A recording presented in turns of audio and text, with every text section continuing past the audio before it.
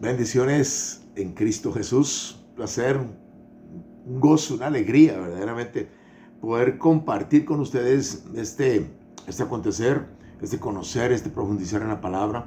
Recuerden que el Espíritu de Dios nos está llevando a nosotros a una realidad en la que usted y yo como seres humanos, como personas, dentro de un ámbito de humanidad muy grande, de mucha trascendencia, de muchas cosas, de muchos sucesos, de muchas situaciones que han pasado a través de la historia, ¿verdad? Que seguimos viendo, lo hemos venido mencionando, que hemos visto patrones que se repiten, que se vuelven a dar, que vuelven a pasar, que vuelven a suceder, y entonces entramos dentro de tal vez dentro de una faceta en la que muchas veces tal vez sin darnos cuenta como seres humanos guardamos y estamos viendo hasta dónde este guardar hace que muchas veces la realidad de lo que vivimos está dentro de nosotros mismos. Es más, por ahí se dice y se habla mucho de que el principal enemigo tuyo es usted mismo, es uno mismo. Y muchas veces es cierto, ¿verdad? Cuando hay un tipo de tensión, cuando hay un tipo de depresión, cuando hay un tipo de ansiedad, cuando hay un tipo de estrés, ¿de dónde viene? ¿Dónde se origina? ¿Dónde empieza? Y ahí es donde muchas veces tenemos que venir a una realidad precisamente de empezar a analizarnos, de empezar a estudiarnos nosotros, de empezar a ver cómo la palabra te está tratando de enseñar, te está tratando de orientar. Óigame, no para que te vayas así de buenas a primera a decir, sí, mire lo que dice aquí, tal cosa. No, sino que nos demos cuenta de la importancia de lo que es el hombre, el ser humano, la persona en sí, y poder entrar dentro de ese proceso de transformación, de cambio. Y vuelvo otra vez al pasaje del Evangelio según San Juan, cuando Jesús le dice a Nicodemo, tienes que nacer de nuevo. Óigame, qué interesante. Había llevado toda una vida como sacerdote, como líder, como erudito, como conocedor de la ley, Dios mío, como maestro del Sanedrín. Sin embargo, Jesús lo ve, lo mira, lo analiza, lo dice, le dice, Nicodemo, es que no, esa no es la persona, esa no es la personalidad, eso no es lo que yo quiero de ti. Ese no es tu carácter, ese no es tu temperamento, ese no es tu pensamiento, no. Yo quiero que entiendas que tienes que nacer de nuevo. Y ahora no de lo que el sistema, de lo que vemos, de lo que miramos, porque estamos viendo algo. Estamos en tiempos en donde la gente imita, en donde la gente ve que aquel, y todo el mundo va igual, ¿verdad? En donde aquel hizo tal cosa, la otra hizo tal cosa, y entonces allá van los imitadores, allá van los que continúan con ese sistema, con esa forma de legalismo. Yo creo que es hora de romper cadenas, es hora de quebrar yugos, es hora de soltar amarras, es hora de entender y comprender todo esto para que podamos nosotros darnos a la tarea de llegar a esta conclusión. Escuchemos por lo menos un pedacito de este canto para darle la gloria al Señor. ¿De acuerdo? Cristo rompe las cadenas, Cristo rompe las cadenas y nos da la libertad. ¿Cómo es posible que yo viva así? ¿Cómo es? Si el fundamento de mi vida eres tú. Tú me libraste del pecado y de la muerte. ¿Cómo es posible que yo viva sin Jesús? Cristo rompe las cadenas, Cristo rompe las cadenas, Cristo rompe las cadenas y nos da la libertad. ¿Cómo es posible que yo viva sin Jesús? ¿Cómo es? Si el fundamento de mi vida eres tú. Tú me libraste del pecado y de la muerte. ¿Cómo es posible que yo viva sin Jesús? Libre, tú me hiciste libre, tú me hiciste libre, libre Señor. Rotas fueron las cadenas que estaban atando a mi corazón. Libre, tú me hiciste libre, tú me hiciste libre, libre Señor. Rotas fueron las cadenas que estaban atando a mi corazón. Alguien está aquí y yo sé que es Cristo. Alguien está aquí y yo sé que es el Señor. Puede bautizar y yo sé que es Cristo. Puede bautizar y yo sé que es el Señor. En mi ser a un Cristo de poder. Yo siento en mi ser al Espíritu Santo. Yo siento en mi ser que ángeles del cielo acampan a mi lado y me ayudan a vencer. Alguien está aquí y yo sé que es Cristo. Alguien está aquí y yo sé que es el Señor. Puede bautizar y yo sé que es Cristo. Puede bautizar y yo sé que es el Señor. Siento en mi ser a un Cristo de poder. Yo siento en mi ser al Espíritu Santo. Yo siento en mi ser que ángeles del cielo acampan a mi lado y me ayudan a vencer. Viva la fe, viva la esperanza, viva el amor. ¿Se acuerdan? Viva la esperanza, viva el amor. Viva la fe, viva la esperanza, viva el amor. Que viva Cristo, que viva Cristo, que viva el Rey. Que viva Cristo, que viva Cristo, que viva Cristo, que viva el Rey. Que viva Cristo, que viva Cristo, que viva Cristo, que viva el Rey. Santo Dios, qué tremendo. Que viva la esperanza, que viva el amor, que viva Cristo, que viva el Rey. Oiga, mi hermano, esto es tremendo.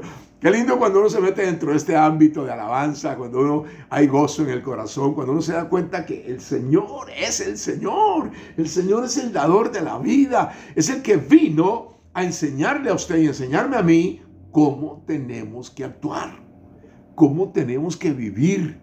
¿Por qué nos complicamos tanto la vida? ¿Por qué nos complicamos tanto nuestra condición de personas?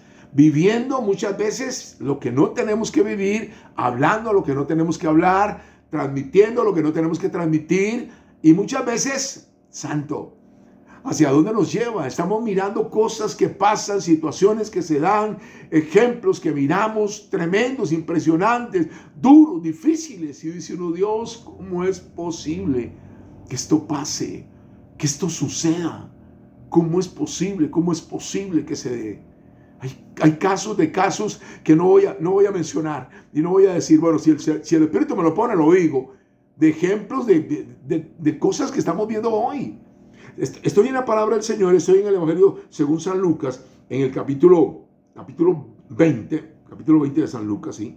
No, 21, capítulo 21 de San Lucas, donde dice en el verso 13, dice, oiga lo que dice, así tendrán oportunidad de dar testimonio de mí. Así tendrán oportunidad de dar testimonio de mí. Háganse el propósito de no preparar de antemano su defensa. Óigame, ¿de qué nos sirve la teología? ¿De qué nos sirve la exégesis? ¿De qué nos sirve tener el bachillerato, el doctorado, la maestría, la licenciatura en cosas de la palabra si no vivimos? Si no lo hemos hecho vida en nosotros. Y entonces háganse el propósito de no prepararse de antemano su defensa, porque yo les daré palabras tan llenas de sabiduría que ninguno de sus enemigos podrá resistirlos ni contradecirles en nada. Oiga lo que está diciendo Jesucristo ante una realidad que es la que todo el mundo, ay no, es que, es más, si no tenés este rango, si no conoces aquí, si no conoces allá, si esto, si aquí, ay santo Dios, hermano, hermana, perdóneme, pero la palabra de Dios me está dando a mi luz, me está dando a mi entendimiento de que muchas veces, ¿quién es el que conoce? ¿Quién es el que sabe? ¿Quién es el que entiende? No es el Espíritu Santo, no es el Señor, el creador de todo esto, el que te va a decir, párate ahí y habla, y di esto, y esto, y esto, y esto, porque yo conozco toda la situación de este lugar. Conozco la situación de este hombre, de esta mujer, de esta familia, de este pueblo, de este barrio, de este grupo, de esta iglesia. Yo soy el que conozco. No es el tal o el cual. No. Yo soy el que voy a poner palabras en tu boca. Es lo que la palabra me está diciendo a mí. Pero ustedes, óigame, qué fuerte. Yo les daré palabras tan llenas de sabiduría que ninguno de sus enemigos podrá resistirlos ni contradecirles en nada. Pero ustedes serán traicionados incluso por sus padres, sus hermanos, sus parientes y sus amigos. A algunos de ustedes los matarán y todo el mundo los odiará por causa mía. Pero no se perderá ni un cabello de su cabeza. Manténganse firmes para poder salvarse. Manténganse firmes. Me llama mucho la atención lo que dice, pero ustedes serán traicionados, perseguidos, maltratados, de los más cercanos, papás, hermanos, parientes, amigos. ¿Sabe por qué? Porque la verdad nos hace libres. La verdad es la que viene a hacerlo a usted y a mí totalmente diferente. ¿Quién es la verdad? Se llama Jesucristo. Jesucristo rompe las cadenas y nos da la libertad. ¿Cómo es posible que usted y yo vivamos sin Él? ¿Cómo es posible que usted y yo no lo conozcamos? El ejemplo más grande de toda la historia. De lo que es el todopoderoso creador, el Shaddai, el Elohim, el Adonai, el Yeshua HaMashiach, el Ruach Kadosh, que viene a que usted y yo miremos el ejemplo. Porque, ¿qué es lo que pasa? ¿Cuántos de nosotros hemos entrado dentro de este proceso de empezar a entender de que yo miro hacia atrás y veo lo que pasó? Papás, abuelos, bisabuelos, tatarabuelos, por lo menos hasta ahí, quedémonos ahí. ¿Qué vivimos? ¿Qué escuchamos? ¿Qué hicieron? ¿Qué no hicieron? ¿Cómo vivieron? ¿Qué pasaron? ¿Qué no pasaron? ¿Qué compartieron? ¿Qué puertas se abrieron? ¿Qué puertas se cerraron? ¿Qué cosas tuvieron? ¿Entendieron? ¿Conocieron? ¿Comprendieron? Hoy usted ve que hay mucha gente dentro de este caminar que lee la palabra y no entiende. Pero ¿cómo va a entender si no hay quien lo guíe? ¿Cómo va a entender si no hay quien lo dirija? ¿Cómo va a entender si no hay quien le dé, quien lo capacite? Porque el Señor siempre va a poner líderes, va a poner gente que está ahí al frente, gente que conoce más, que conoce un poquito más, que entiende un poquito más. Y entonces tenemos que tener ese tipo de ayuda, ese tipo de amistades, ese tipo de consejeros que nos den la mano también en momentos en que estamos con problemas, con dificultades. Porque si hay algo que el Señor trata de hacernos ver es la importancia de la liberación, es la importancia de liberarnos a nosotros, primero que nada, antes de ser sanos, primero ser libres. ¿Qué tuvo que pasar Israel en el desierto? 40 años. ¿Para qué? Para alcanzar una libertad que no tenían. Venían de pasar 400 años en Egipto de esclavitud. 40 años porque volvieron otra vez a lo mismo, volvieron a ser tercos, necios, majaderos. Dios mío, volvieron a idolatrar, volvieron a hacer lo que no tenían que hacer. 40 años. Santo Dios, qué difícil. 40 días pasó Jesús en su preparación de su ministerio para enfrentar ¿qué? Los retos, las tentaciones, las adversidades, los problemas, todo como ser humano. Ahí precisamente. Y nos muestra a nosotros una realidad. La importancia de que el Espíritu Santo venga 50 días después de la resurrección de Cristo a darle a la iglesia la sabiduría, el entendimiento, el conocimiento y la preparación que necesita. Que usted y yo podamos abrir la puerta para empezar a tener una intimidad y una comunión con el Espíritu Santo y poder empezar a entender la importancia de lo que usted y yo podemos guardar aquí en nuestro interior. Recuerde que nuestra alma es mente, voluntad, sentimientos y emociones. ¿Qué guardamos nosotros en nuestro interior? ¿Qué guardamos en nuestro corazón? Decimos nosotros. No estoy hablando del corazón físico, estoy hablando de nuestra espiritualidad, de nuestra personalidad, inclusive de nuestro cuerpo. ¿Qué guardamos? Cuando usted mira ahí cualquier cantidad de situaciones de maldición que se pueden haber gestado de generaciones pasadas, de orgullos, de rebeliones, de qué sé yo, de pobrezas, de lo que estamos mirando, hechicería, idolatría, de lujuria, de muerte. Estamos mirando este acontecer por todo lado, la destrucción que estamos mirando, no solamente a nivel de planeta, sino a nivel personal, los fracasos, las enfermedades, las dolencias, los miedos, las esquizofrenias, los estrés, las depresiones, los rechazos, pero que todo esto en el nombre de Jesús tenemos que romperlo, todo esto en el nombre de Jesús tenemos que quitarlo, todo esto en el nombre de Jesús debemos de analizar, de reflexionar, de hacer un juicio personal, de darnos cuenta de ver hasta dónde este tipo de maldiciones generacionales, porque esto se viene arrastrando, hermano, esto se viene arrastrando, hermana, esto lo traemos desde mucho tiempo atrás. Tenemos que ver, tenemos que entender de que muchos de nosotros tal vez fuimos concebidos en pecado, no fuimos concebidos en el amor de Dios. Óigame, perdón, sin temor a equivocarme, la gran mayoría en carne, en sexo, en pasión, en lujuria, en lascivia, en borracheras, en drogadicción, en agresión, en violación, en maltrato. Así de sencillo. Porque si no estamos en Cristo, si no hemos tenido un encuentro personal con Él, si no hemos conocido la realidad de lo que es Él, ¿en qué estamos? ¿Qué estamos haciendo? Abriendo puertas y transmitiendo, llevando maldición generacional a mi hijo, a mi hija, a mi familia, a mi esposa, a mi esposo. Óigame, esto es serio.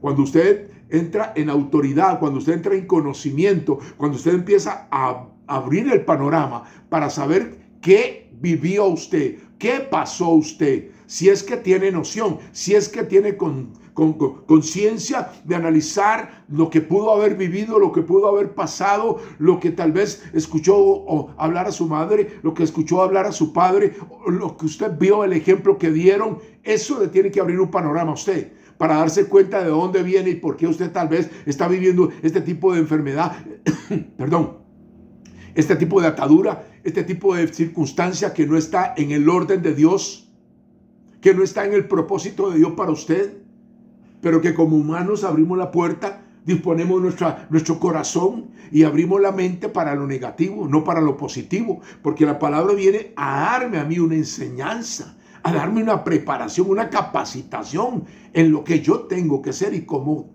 tengo que ser. El Espíritu dice al apóstol Pablo que le diga a la gente de Roma: cambien su manera de pensar, para que cambie su manera de vivir y podamos llegar a conocer lo que es bueno, lo que es grato y lo que es perfecto para Dios.